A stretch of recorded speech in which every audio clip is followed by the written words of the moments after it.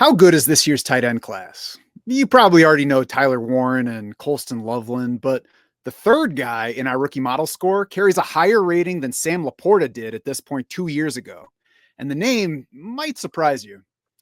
We're coming off 2 straight years of a rookie leading all tight ends in PPR points. So you're going to want to pay attention to this one. An all new Draft Sharks podcast starts right now.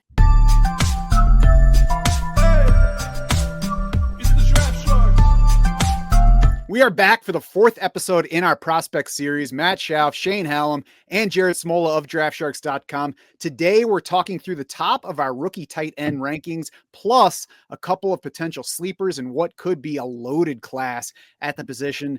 Let's jump right in, Shane. We've got Tyler Warren of Penn State at the top, and his career went quiet, then bam, 104 catches, 1,233 yards, 8 touchdowns, John Mackey Award. What do we need to know about Tyler Warren ahead of the draft? Well, let's keep going with those stats because he had 26 rushes for 218 yards and 4 touchdowns. He threw the ball 6 times, completed 3 passes for 35 yards and a touchdown, and had a 16-yard pooch punt.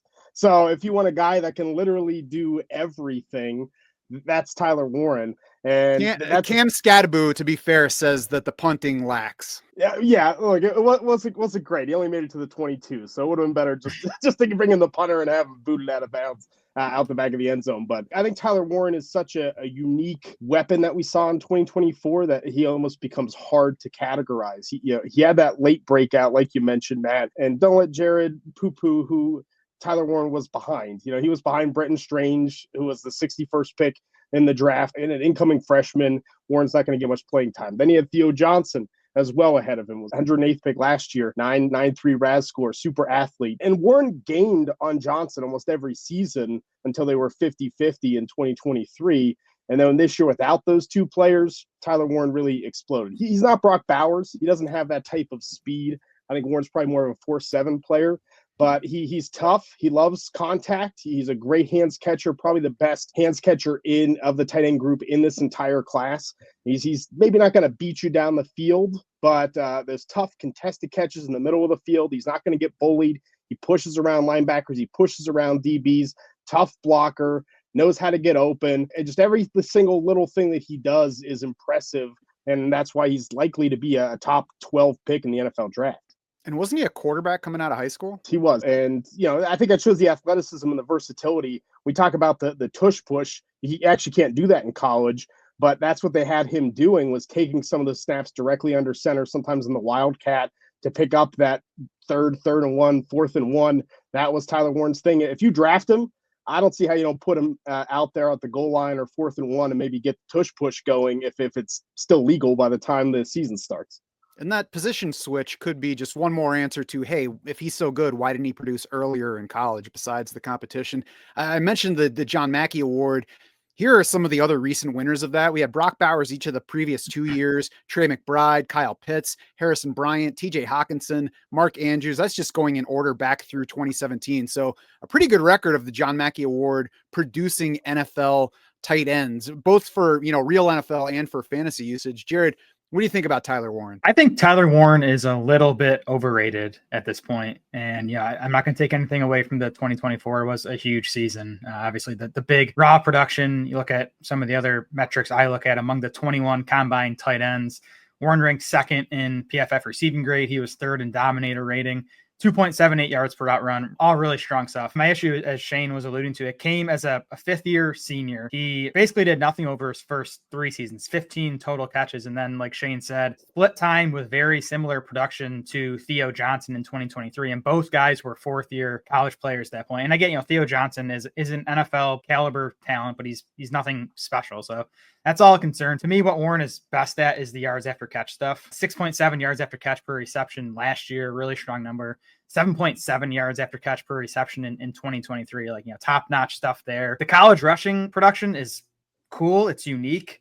Is that going to carry over to the NFL, though? I don't think an NFL team with better running backs and more athletic wide receivers is going to use Tyler Warren that much in the rush game. Even Brock Bowers did that in college, right? He had 19 carries, 5 rushing touchdowns in college. Last year in his rookie season, 5 carries for 13 yards. So I'm not going to project Warren for much rushing value as a pro. My other concern, he hasn't been a downfield threat. He has a 7.5 yard career average target depth, 6.9 yard ADOT last year. Only 6% of his targets over the last 2 seasons came 20 plus yards downfield. He was almost exclusively a short range after catch guy. And again, he's good at that. I think he'll translate to the NFL, but I don't know if he's going to, provide much big play downfield stuff as a pro. So I think Warren's awesome. He deserves to go in the first round. Again, I think he's a bit overrated now in both dynasty and redraft circles, where he's been going in these early best ball drafts. I haven't been taking him. You can find more from Jared on Tyler Warren at ihatefun.com. Shane, the rushing thing, I agree that we shouldn't really look at it as this is what he's going to produce in the NFL, but it tells us that the team really wanted to get him the ball beyond just throwing it to him, 100 and whatever times they did. So it's instructive, I think, on the breadth of the talent and maybe what the upside is. But do you share any of Jared's reservations? I do. I understand where Jared's coming from completely. I think we would love to have seen Tyler Warren break out as a first or second year player, but that just wasn't in the cards. And then the rushing thing, yeah, he's not going to run for 200 yards in the NFL. But I do wonder if teams might use him on goal line situations under center. If you don't have a Jalen Hurts, if you have Jared Goff back there, or whoever, a quarterback, could the team put Tyler Warren back there? And could we get an extra 2 touchdowns, 3 touchdowns out of him? I think that could be intriguing from a fantasy perspective. I could see the tush push stuff. We saw the Ravens do that with Mark Andrews, not necessarily at the goal line, but in some, 4th and inch is stuff, outside of the red zone. So maybe Warren does that again. It's going to be landing spot dependent. At least pre-draft, I'm not going to credit him too much for, rushing projection as a pro. Yeah, we're not going to project 3 touchdowns, but, we'll see what happens. You can find Shane's full breakdown of Tyler Warren on draftsharks.com. Colston Loveland up next on the list, Jared, and you've been saying for weeks now that you think he's really a lot closer to Tyler Warren than maybe the market was bearing out. And then, the lady's like, sir, I was just asking if you had Walgreens rewards. I don't really care about Colston Loveland. What should we like about the Michigan guy? Yeah, to me, Loveland is in the same tier as Tyler Warren. And there's a chance that post-draft, I like Loveland more than Tyler Warren, depending on landing spot. I think they're going to be drafted pretty close together. I think they're both probably going to be top 20 picks. Last year, Colston Loveland, 56 catches, 582 yards, 5 touchdowns. So not nearly the raw production as Tyler Warren. But if you look at some of the, more underlying metrics, they were close. And Loveland actually beat Warren in dominator rating, which is a combination of his share of his team's receiving yards and receiving touchdowns. 42% dominator rating for Loveland last year, 34% for Tyler Warren. Warren did edge Loveland in PFF receiving grade, 93.4 to 90.6. Warren edged Loveland in yards per out, 2.78 to 2.67. But again, pretty close in those metrics. And we're talking about Loveland in his 3rd college season versus Warren in his 5th college season. Loveland also had a big 2023 season as a true sophomore, 45 catches, 649 yards, 4 touchdowns. That Michigan offense with JJ McCarthy was a much better passing game, so their market shares were not nearly as big for Colston Loveland, but still a nice season as a second-year college player. Loveland just turned 21 years old. You like that. He ran 48% of his routes from the slot over the last 2 seasons. I think he is going to be a catch-first tight end at the next level. So I like all that about Loveland. I'd say the knocks against him for me, he wasn't great in contested situations, either for his career or last year. Last year, he got just 2 of his 10 contested opportunities. And then he does have a bit of an injury history, too. Loveland missed 3 games last year with a right shoulder injury and also missed the Ohio State game with a concussion. So durability, a bit of concern. But again, I think as a pure pass catcher, to me, he's right there with Tyler Warren as we, kind of project him to the next level. Shane, people who are looking primarily at the stats might be like, this guy's numbers weren't anywhere close to Tyler Warren's. Should we really just blame the Michigan offense, both this past year and the year before, for that relative lack of production? I think so. This is a pro-style offense. So in terms of production to the tight end, that just wasn't in the cards. We'll talk about it with a couple more of these tight ends where the offenses really didn't utilize the tight end a ton. I think Loveland's talent kind of forced them to use him, as Jared said, in the slot. He was definitely their best slot receiver, but they were run first. I mean, they were going to run the ball and pound the ball. We know that's what Michigan does. So Colston Loveland, I think, got some blocking ability kind of improved because he had to play in that system, and then didn't have the big production. He never dominated like Tyler Warren.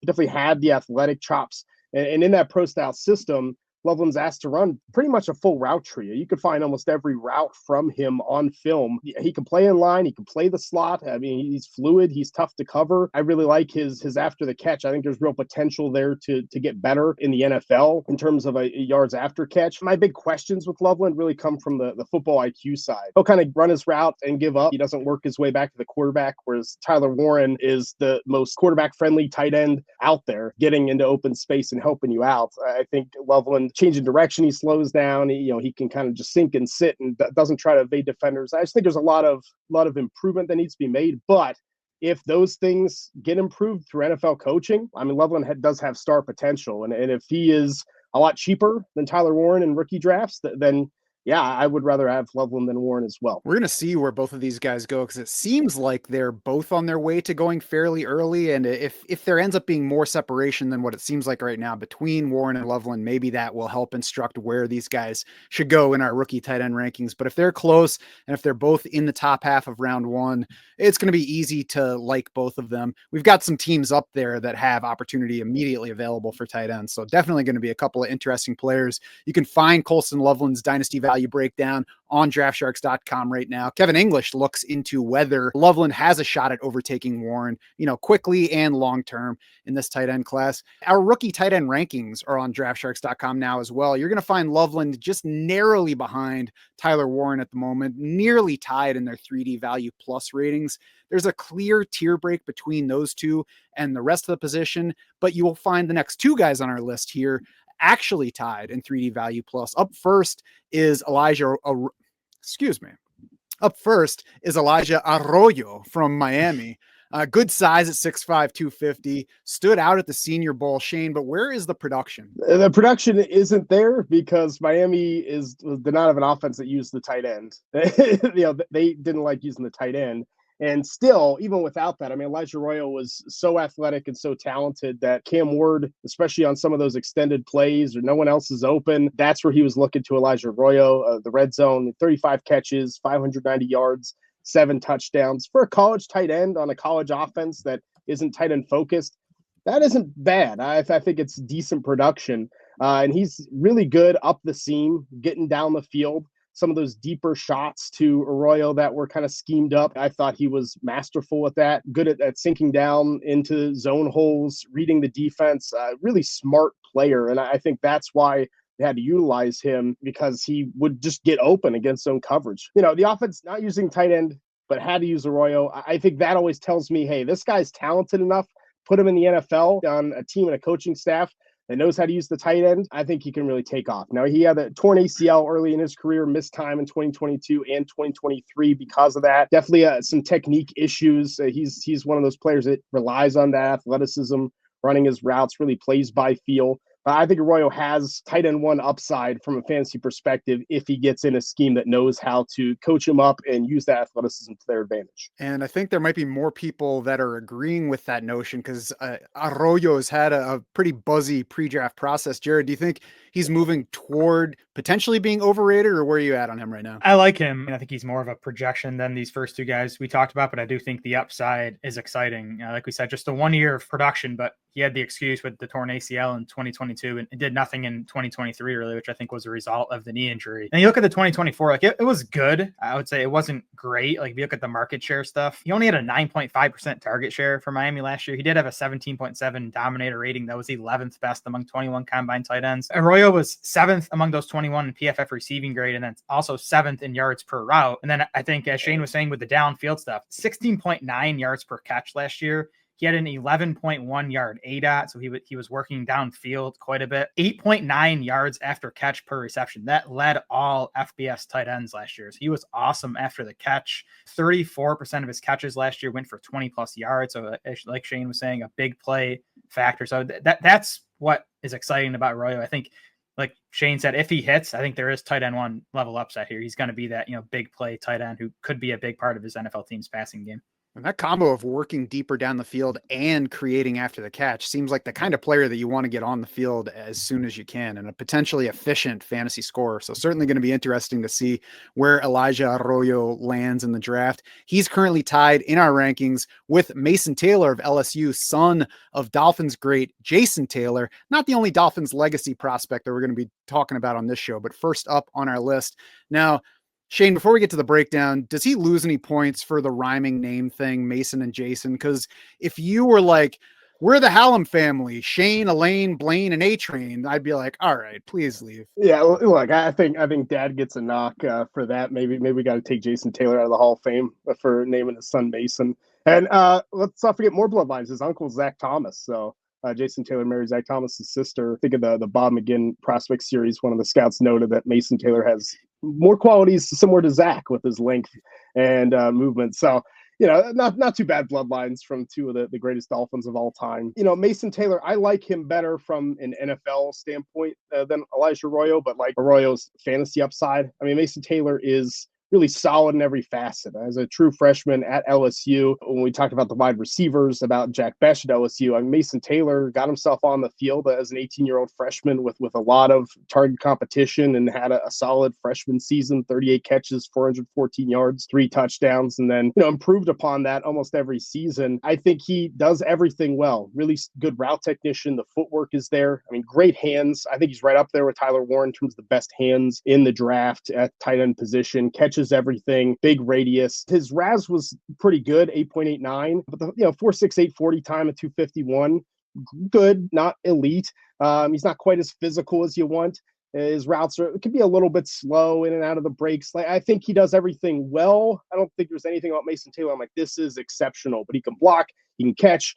So he's one of those players that I think NFL teams are going to say, man, I could put him on the field day one, in line, can block. He can make those tough third down catches. I just wonder if he has that fantasy upside to really be, a tight end 1 or even a high end tight end 2. Yeah, Jared, do you think there's a chance that he falls a little bit further behind these other guys that we already talked about? We're talking about a player who averaged 9.7 and 9.9 yards per catch the past 2 years, just 6 career touchdowns. So maybe more limited ceiling than the top 3 guys that we talked about. Yeah, I think that's right. I think like if you talk about floor and like whether this guy's going to make it at the NFL, I think he's a better bet than Elijah Arroyo. Taylor's overall career college production profile is impressive. Shane mentioned the freshman season in 2022. Taylor had more catches and more receiving yards than sophomore Brian Thomas that year. That's impressive. He holds the LSU record for career catches and receiving yards by a tight end, but he also never had that true breakout massive season. Even last year, the career highs with 55 catches, 546 yards, but just an 11% dominator rating. He was 10th in PFF receiving grade among the 21 combine tight ends. Now, it does seem like the NFL really likes this guy. Taylor's getting some round 1 buzz. Lance Zierlein has him as his tight end 3 in the class. Dane Brugler has him as his tight end 3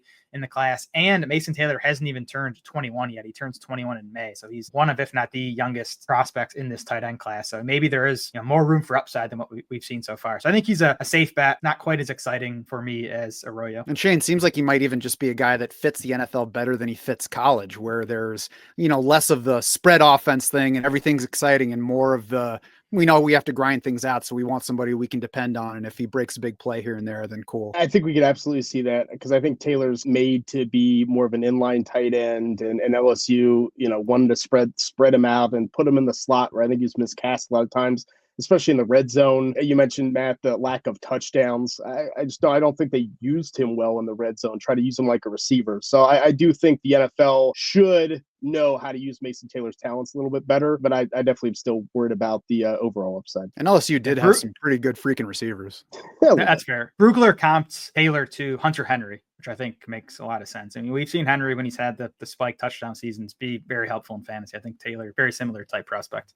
Hunter Henry, another former John Mackey Award winner. So put him on that list. If you want to get in position to take one of these tight ends in your dynasty rookie draft, then you'll want to use the trade value charts and trade navigator at draftsharks.com. You can access the trade value charts right now to see how the rookie picks line up with NFL veterans across positions in actual 3D value, catered, of course, to the specific format that you're playing in. But the trade navigator is going to take you even further. You sync your dynasty team. You see how your your positional strength lines up against the rest of your league. You find the right trading partner within your league. You build that trade package, and then you see the value impact on both teams for the coming season and beyond. An invaluable tool, especially this time of year where we're really building things for this year and beyond in our dynasty leagues.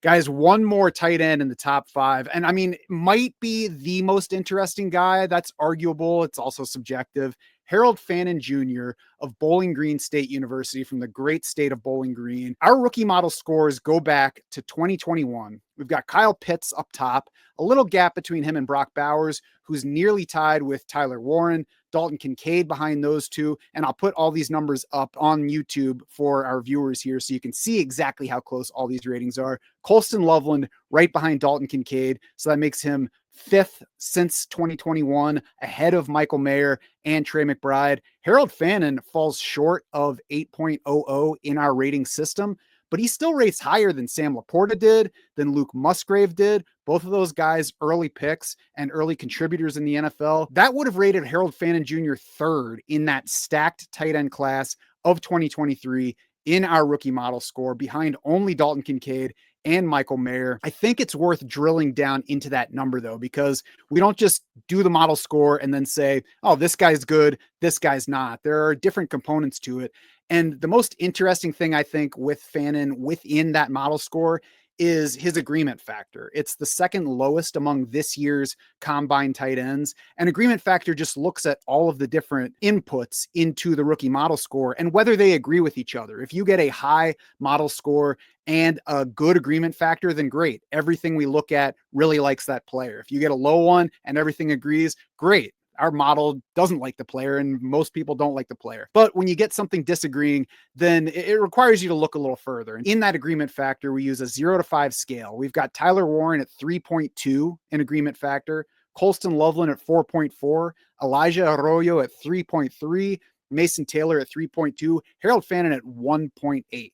So terrific production, meh athleticism, and then the analysts just kind of vary on what they think of him. Lance Zierlein, for example, doesn't really like him at all. So Shane, what do you think of Harold Fannin Jr.? What should we expect going forward? I think when you look at the production, you're like, hey, this has to translate. He had the FBS record for single season, most receiving yards by a tight end, 1,555, most receptions by a tight end, 117, most receiving yards per game by a tight end, 119.6, and most receptions per game by a tight end with 9. That's all of college football history. Yeah, you see that and you say, oh, he went to Bowling Green. I did this against the MAC. Well, he torched Penn State. He torched Texas A&M. This wasn't just he's beaten up on Miami of Ohio over here. Harold Fannin produced against big-time schools who knew he was getting the football. This was Bowling Green's offense.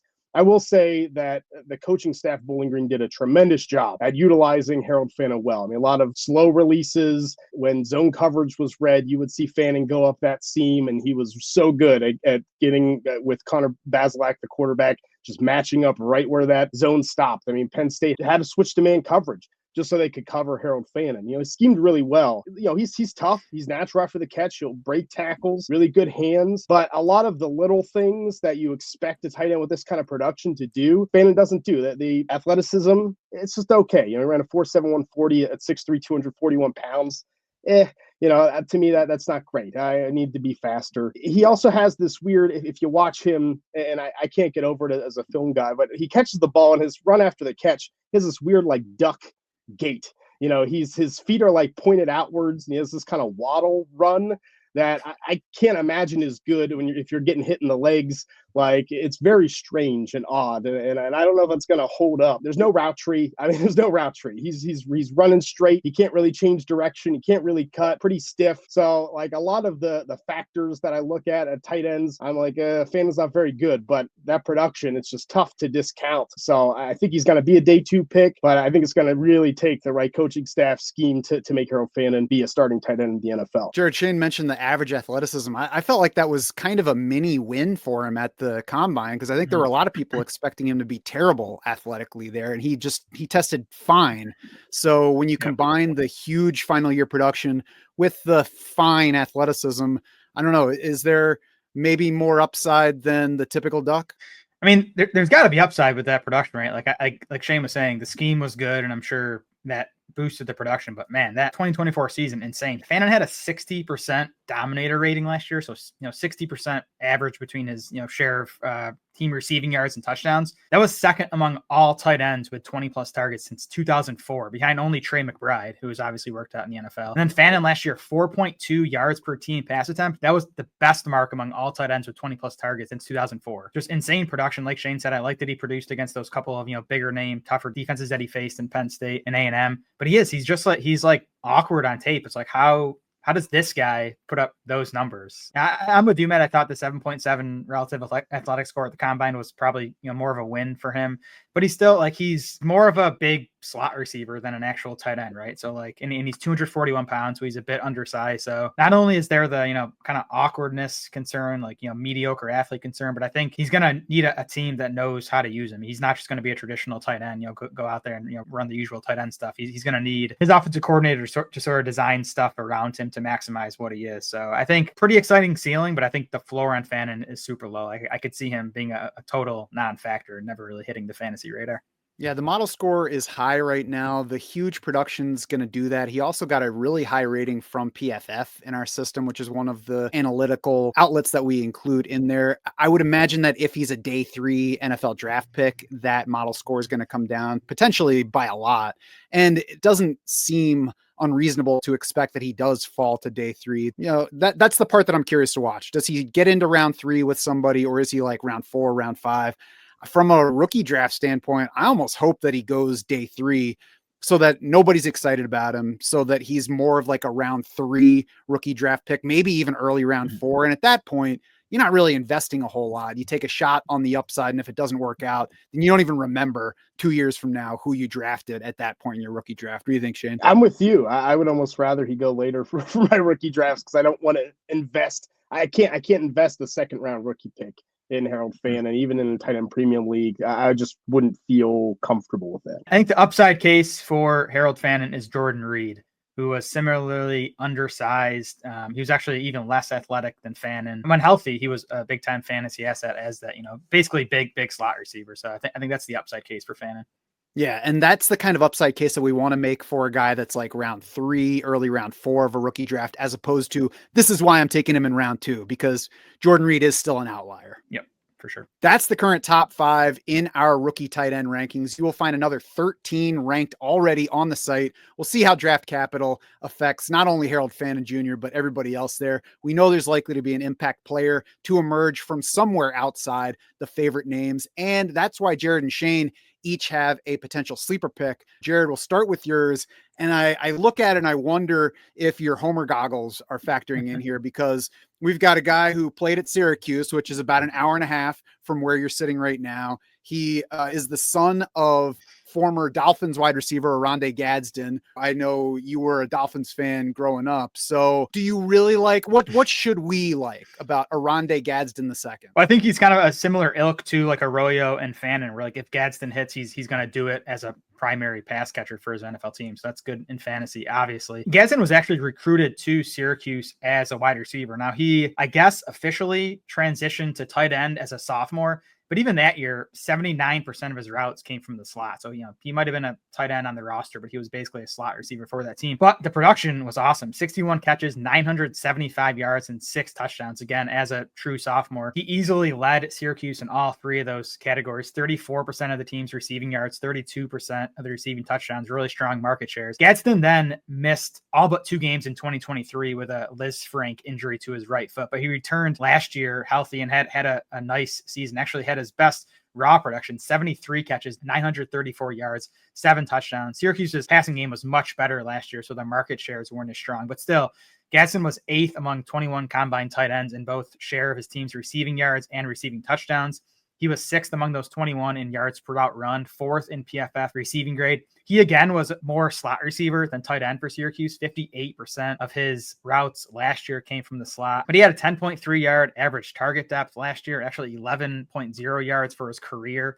He had 16 catches of 20 plus yards last year. So he was a downfield playmaker for that Syracuse offense. Also has just a 4.7% career drop rate. That's one of the best marks among this year's tight end class. So really reliable hands. I think like with Fannin, I mean, Gadsden's 243 pounds. So the question is, can he hold up as a blocker? Can he do enough of that traditional tight end stuff to kind of make it in the NFL? But I just like him because if Gadsden hits, he's going to hit in a way where he's, productive and valuable for us in fantasy. I think many of us go from wide receiver to tight end early in college when we hit that dining hall, that late night pizza, maybe a beer or two. Shane, coming off a 73 catch final season at Syracuse, why isn't Oronde Gadsden higher rated? I think it's what Jared said in terms of, for us, it's great. He's a receiver first, but from the NFL perspective, I don't want to put Oronde Gadsden in line. I mean, he was listed in Syracuse at 236. I'm pretty surprised if he played even at 230. I think he was in the 220s probably. And playing college fantasy football, he was a cheat code. He's like putting CeeDee Lamb in your tight end slot on your roster. I loved having him, but that's what he's going to do. I mean, he's a big slot receiver. He's trying to bulk up to be a tight end. I mean, I think the 4.65 40 with the added weight is pretty good, but he's not going to get day 2 draft capital when teams are looking, at receivers that are better than him. I'd much rather draft in the 2nd and 3rd round. So I think that's really the question. You have a long player, is good slant runner, but struggled against the press. Corners that pressed him could move him around. When teams put linebackers or safeties on him, Gadsden just tore them apart. The NFL, you're probably going to be playing against a slot corner that's able to move you around. So I think that's the downside. It's kind of like we talk about with Fannin. If Fannin goes early 3rd round and Gadsden goes mid 4th round, I mean, I'd rather take Gadsden in my rookie draft a round or 2 later than Harold Fannin. I think there's similar upside, like Jared said, for both. And then, of course, even if he does work out, then are we looking at somebody who's like Chigakonkwo, where he plays limited snaps, or Jonnu Smith before this past year with the Dolphins, where he's productive and interesting, but doesn't quite get on the field enough to really impact our fantasy lineup. So we're going to have to watch, the plan and how it progresses with Gadsden. But those are a couple of potential limitations. Certainly an interesting player. And I think a good receiver at tight end is where we really want to start with any of our fantasy outlooks for these guys that might become something for us in the pros. You can find Gadsden inside the top 10 tight ends in our rookie prospect guide. That is free to download at draftsharks.com now. You can find the link to access it in the show notes for this episode. The last guy we're going to talk about today, crushed before the show, Shane, to learn that it's pronounced Jake Briningstool from Clemson. I was all set to talk about pickles for Jake Briningstool, but not to be. Still, before we get to the player, we can at least take a second to appreciate how tight endy a name it is. Jake Briningstool. Like, this guy could have been a tight end or an offensive tackle or a cowboy. Like, anybody who's named Jake is automatically either a tight end or a fullback in the NFL. What should we like about him as a player beyond this name? I'm going to sound like such a film guy in this breakdown, like I haven't already. That's why you're here. That's why I'm here. But our model does not like Jake Briningstool. He's 16th among the combine tight ends in our model. The PFF grade is terrible. But I watch him and I'm like, this guy has it. I remember watching him in 2022 as a sophomore. Like, this is gonna be an NFL starter, right? And he improved through the year. Former 5-star recruit at Clemson, is just this tough possession, smart tight end, hard to bring down after the catch, picks up extra yardage, boxes you out, plays smart in the zone. I mean, transitions after the catch. He's got power. He has some of those. He drops the ball. He's not super athletic. He ran a 4.75, a 241. It's not great. But I'll comp him to another Jake Ferguson. I think it's a very similar player who was just Mr. Reliable. This is who you can get the ball to. Cade Klubnik, the Clemson quarterback, I think it was the check down option for him a ton of times, and Briningstool always came through. Super reliable. I think these types of players ascend in the NFL. Dalton Schultz, I'm not saying Briningstool is going to be Sam Laporta, but I think you could get a usable, rosterable tight end out of him. And it seems like the NFL is higher on him than PFF, than our model. He'll probably go early day 3. He just has that it factor where I see an NFL player, and I think it's going to translate. Second on Clemson in receptions each of the past 2 years. And, like you said, like I said with Mason Taylor, it's the type of player that just might be better for the pros than college. Jared, what do you think of Jake Briningstool here? I got to practice. Yeah, this is that. why I'm glad Shane's on our team, because he is the film guy. I think that the numbers can miss guys sometimes, not sometimes, quite often. We see it all the time. Guys that don't necessarily pop on a spreadsheet end up hitting in the NFL. And I think I'm going to ride with Shane here and kind of ignore the numbers and be in on Briningstool, assuming he gets solid draft capital with a solid landing spot. I do like that he improved his production every year, and he had a pretty solid 21% dominator rating in 2023 and then 19% in 2024, and it comes at a big name program at Clemson. So I could definitely see it. Fingers crossed that Shane's dude gets a solid landing spot come draft time. Yeah, that's going to be telling, both where he goes draft wise and what team he goes to. That wraps up the 4th episode in our prospect series. If you missed our dive into the wide receivers or either of our running back shows, you can find them on the Draft Sharks YouTube channel, on Apple Podcasts, on Spotify, or wherever else you like to get your podcasts. We still have QBs and IDPs to come, plus analysis following the NFL draft when we finally have those landing spots, and then a rookie mock draft shortly thereafter. Make sure you're subscribed to or following the show wherever you like to get your content, so you'll know when each new episode drops. Why are we dedicating all this time to all these rookies ahead of and then even after the draft? Because we want to be your unfair advantage.